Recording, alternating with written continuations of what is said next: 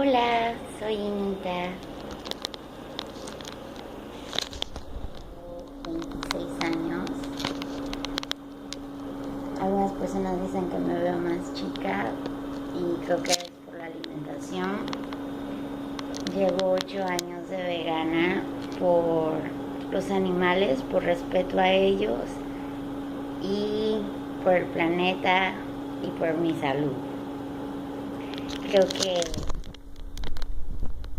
es mejor comer frutas, verduras, semillas, legumbres, oleaginosas, plantas y hongos para estar bien nutrido.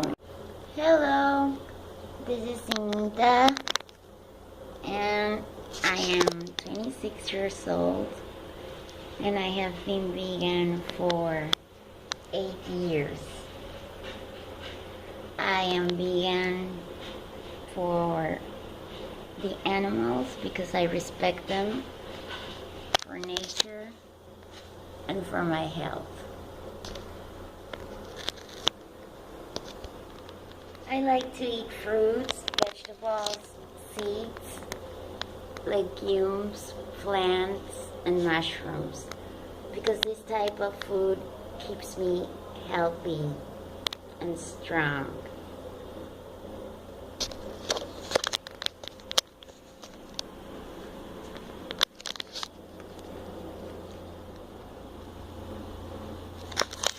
Delicioso y nutritivo licuado de plátano macho. Lo hice con 2 plátanos macho y 1 litro de agua.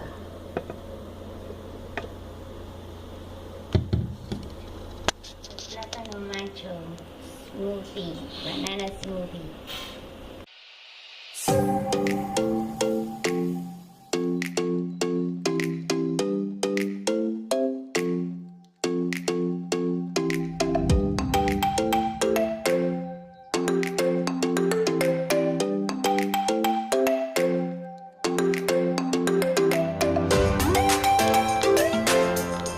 Los ingredientes para preparar el licuado de plátano macho, obviamente se necesita un plátano macho que esté así ya algo oscuro, o sea, con manchas.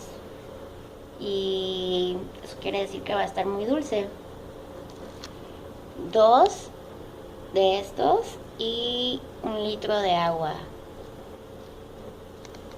Van a salir 2 vasotes grandes.